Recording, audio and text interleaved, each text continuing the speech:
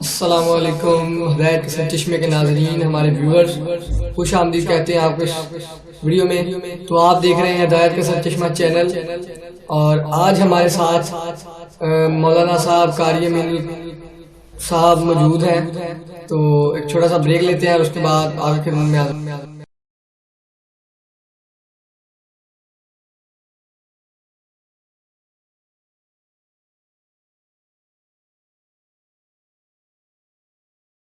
جہاں وہ کشتی ڈوبی تھی وہیں سے وہ کشتی نکلی اور کنارے کو آئی، اور جیسے گاتی بجاتی وہ کشتی ڈوبی تھی اسی شان کے ساتھ وہ کنارے کو لگی، اور جب وہ نیچے کو اترا تو بڑھیا نے اپنا بیٹا دیکھا، اور یہ منظر دیکھ کر کے تنہا اس مقام پر 500 سے زائد لوگوں نے اسلام قبول کیا۔ سرکار غوث پاک نے کہا اللہ مجھے 3 بار یہ باتیں کہنی پڑی، 3 بار کے بعد پھر تو نے کہا میری قدرت کا کرشمہ دیکھ۔ فرمایا عبد القادر ہم جانتے ہیں کہ تو نے کہا تھا تو وہ ہونا ہی ہے۔ تو دراصل 3 بار اس لیے بات دہرائی گئی، جب تو نے پہلی بار کہا تو جو زمین کے اندر وہ کیڑے مل چکے تھے، ہم نے اس کیڑوں سے ان کو نکالا۔ زمین سے کیڑے جو مل چکے تھے پہلی بار جب نہ کہا تو اس وقت اس کو نکالا، دوسری مرتبہ پھر ہم نے مچھلیوں کے پیٹ سے ان کو نکالا، اور تیسری مرتبہ ہم نے ان کو اجسام کا جامع پہنا کر نئی زندگی عطا کر دی۔ آپ غور فرمائیں حضور غوث الاعظم دستگیر کی یہ کرامت، اس شان کی کرامت کسی کی نہیں۔ ڈوبتی ہوئی کشتیاں ترائی گئی ہے، اولیاء نے ترایا ہے، لیکن ڈوبی ہوئی کشتی 12 برس کی۔ اسی لیے ہمارے مرشد دادا مرشد حضور مفتی اعظم فرماتے ہیں جو ڈوبی تھی کشتی وہ دم میں نکالی، جو ڈوبی تھی کشتی وہ دم میں نکالی، تجھے ایسی قدرت ملی غوث اعظم۔ اب آپ بتائیں سرکار غوث الاعظم کو جب اللہ نے یہ طاقت دی ہے، اگر ہم ان کے دامن سے وابستہ رہے تو انشاءاللہ اپنا خاتمہ ایمان پر بھی ہوگا، مشکلیں آسان بھی ہوگی، تکلیفیں دور بھی ہوگی، لیکن جاتے جاتے بس اتنا کہوں گا وابستہ ہونے کی ضرورت ہے۔ غوث کا دامن نہیں چھوڑیں گے، ایسے غوث کا دامن نہیں چھوڑیں گے، پہلے پکڑ لے، پہلے پکڑو۔ جس کے ہاتھ میں نماز کا دامن نہیں اس کے ہاتھ میں غوث پاک کا دامن کیسے ہوگا؟ جس کے ہاتھ میں نیکی کا دامن نہیں اس کے ہاتھ میں غوث پاک کا دامن کیسے ہوگا؟ غوث پاک کا دامن پکڑنا ہے پہلے نمازی بازی، مسجدوں کو آباد کرو، ورنہ تمہارے خلاف غوث پاک کا فتویٰ ہے۔ غوث پاک کہتے ہیں جس نے ایک وقت کی نماز جان بوجھ کر چھوڑی وہ کافر ہو گیا۔ آپ کہتے ہیں نا وہ فلاں مفتی صاحب نے فلاں پہ فتویٰ دیا ہے کفر کا، اس لیے ہم اس کے پیچھے نماز نہیں پڑھیں گے، اس سے مصافحہ نہیں کریں گے۔ بہت اچھی بات ہے، فتووں کا احترام کیا کرے، لیکن فلاں کے خلاف تو مفتی کا فتویٰ ہے، بے نمازیوں تمہارے خلاف غوث الاعظم کا فتویٰ ہے۔ آپ بتائیں سب کے فتووں کی فکر کرتے ہو، غوث پاک کے فتووں کی فکر نہیں کرتے؟ نماز چھوڑتے ہو اور اس کے بعد کہتے ہو کہ فلاں پہ فلاں کا فتویٰ ہے، تجھ پہ کیا فتویٰ ہے غوث پاک؟ اس لیے توبہ کرو، ایمان والے بنو۔ غوث پاک کا دامن پکڑنے کے لیے نماز کا دامن ضروری ہے، ورنہ سن لو غوث پاک کہتے ہیں بے نمازی مر جائے اسے مسلمانوں کے قبرستان میں دفن مت کرو۔ جب غوث پاک بے نمازیوں کو مسلمانوں کے قبرستان میں دیکھنا پسند نہیں کرتے تو بے نمازیوں کو اپنے سلسلے میں دیکھنا کیسے پسند کریں گے؟ غوث پاک کہتے ہیں میرے مرید وہ ہے۔ اب دیکھو غوث پاک خود کہہ رہے ہیں میرے مرید وہ ہے۔ کون ہے غوث پاک کے مرید؟ غوث پاک کہتے ہیں میرے مرید وہ ہے جو سخت گرمیوں میں روزہ رکھتے ہیں۔ غوث پاک کہہ رہے ہیں میرے مرید وہ ہے جو سخت گرمیوں میں روزہ رکھتے ہیں، میرے مرید وہ ہیں جو راتوں کو سوتے نہیں ہیں، اللہ کے خوف سے روتے ہیں۔ فرماتے میرے مرید وہ ہیں جب نماز کا وقت آ جاتا ہے تو وہ دنیا سے ایسے تعلق کو توڑ لیتے ہیں، نماز کا جب وقت آتا ہے وہ دنیا سے تعلق کو ایسے توڑ لیتے ہیں جیسے کبھی دنیا سے ان کا کوئی تعلق ہی نہ رہا۔ یہ 3 نشانیاں غوث پاک نے اپنے مریدوں کی بیان فرمائی۔ بتائیے یہ 3 نشانیاں ہمارے اندر ہیں؟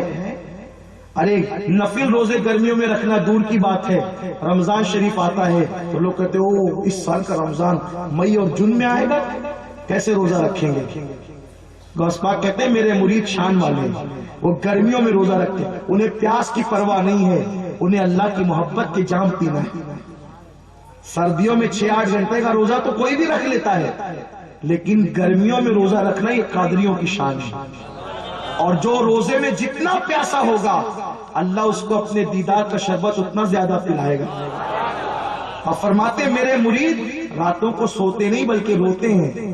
میرے بھائیوں بتاؤ، ہم تو سو جائیں تو اللہ کا شکر، سو جائیں تو اللہ کا شکر، ہم سوتے نہیں ہیں۔ ایک ہے رونے سے کم درجہ ہے سونے کا، رونے سے کم درجہ ہے سونے کا، اور سونے سے بدتر درجہ کس کا ہے؟ ہم تو جاگ کر راتوں کو گناہ کرتے رہتے ہیں۔ اب تو ایسے موبائل نکل گئے کہ لوگوں نے انٹرنیٹ کو فری کر دیا، اور فری کر کے کتنا بڑا ظلم کیا۔ اگر لوگوں نے انٹرنیٹ فری کیا تھا تو مسلمان کیا کرتے؟ اس پہ علماء کے بیانات سننے چاہیے، نعتیں سننا چاہیے تھا، تلاوت سننا چاہیے تھا۔ لیکن اصل میں ہندوستان پر یہود و نصارہ کی بڑی نظر ہے، خاص طور پہ اسرائیل کی، اور ہمارا ملک ہندوستان سپر پاور ملک بننے جا رہا تھا۔ بڑے بڑے ماہروں نے کہا تھا کہ ہندوستان عنقریب تجارتی اور معاشی طور پہ سپر پاور بن جائے گا، لیکن بس اسرائیل کس کو دیکھ سکتا ہے، امریکہ کس کو دیکھ سکتا ہے سپر پاور بنتا ہوا؟ تو انہوں نے کیا کیا کہ ہندوستان میں جوانوں کی تعداد 60% ہے۔ کتنے پرسنٹ؟ 60%۔ سب سے زیادہ جوان کس ملک میں اس وقت؟ ہندوستان۔ اسی لیے ہندوستان ترقی کر رہا ہے، اور ترقی کر رہا ہے تو اس ملک کی ترقی روکنے کے لیے ہندوستان کے جوانوں کو عیاشی میں مبتلا کرنا۔ تو انٹرنیٹ، فیس بک، سوشل میڈیا، یہ سب شراب اور زنا کی طرف لے جاتے ہیں۔ اب کوئی مسلم ہو یا غیر مسلم ہو، مسلمان بھی ہندوستان کا حصہ ہے، غیر مسلم بھی ہندوستان کا حصہ ہے۔ تو پھر جب ہندوستان کے جوان شراب پیئیں گے، زنا کریں گے، تو بتاؤ کیا وہ تعلیم میں ترقی کریں گے؟ کیا وہ تجارت میں ترقی کریں گے؟ نتیجہ یہ ہوا کہ اسرائیلی مشن کے لوگوں نے پھر ہندوستان کے جوانوں کو عیاشی کی طرف لے جانے کی کوشش کی، اور اب خاص طور پہ انٹرنیٹ فری ہونے سے جو نوجوان فیس بک جانتے بھی نہیں تھے انہوں نے بھی فیس بک کے اکاؤنٹ بنا لیے۔ اب اگر کوئی فیس بک پر چلو کوئی گناہ کا کام نہیں کرتا، لیکن اگر کوئی فیس بک کھولے نا، صرف کھولے ایک بار، 1-2 گھنٹہ تو یوں ہی گیا اس کا، صرف دوستوں کی تصویریں چیک کرنے میں 2-2 3-3 گھنٹے چلے جاتے ہیں۔ تب بتاؤ کہ جب 2-2 3-3 گھنٹے اس میں آدمی جائے گا تو وہ تجارت کب کرے گا؟ اگر کوئی مسلمان نہیں ہے، چلو اس کو تو عبادت نہیں کرنا غیر مسلم کو، لیکن وہ تجارت تو کر سکتا ہے، وہ تعلیم کے حوالے سے اسٹڈی تو کر سکتا ہے۔ اور اسلام وہ مذہب ہے، اسلام بہت سارے معاملے میں صرف مسلمانوں پہ گفتگو نہیں کرتا بلکہ سارے انسانوں پہ گفتگو کرتا ہے۔ اسلام ہر انسان کی ترقی دیکھنا چاہتا ہے۔ ہم ہندوستان کے صاحب عقل اور دانشوروں سے کہتے ہیں کہ ہمیں مشترکہ طور پر یہ کوشش کرنی چاہیے کہ ہندوستان سے ہم فیس بک اور سوشل میڈیا کی لعنت کو کم سے کم کرنے کی کوشش کریں۔ ہم یہ نہیں کہتے استعمال مت کرو، استعمال کرو، لیکن میں نے چند دنوں پہلے بھی فکر دی لوگوں کو کہ سوشل میڈیا کو، فیس بک کو، واٹس ایپ کو بیت الخلا کی طرح سمجھو۔ جیسے بیت الخلا میں انسان اپنی ضرورت کے مطابق بیٹھتا ہے، اور جب ضرورت ختم ہو جاتی ہے تو کوئی اس میں اور بیٹھنا چاہے گا؟ نہیں بیٹھنا چاہے گا، نکل جاتا ہے۔ تو ایسے ہی واٹس ایپ کو اور فیس بک کو بھی ضرورت کے مطابق استعمال کرو۔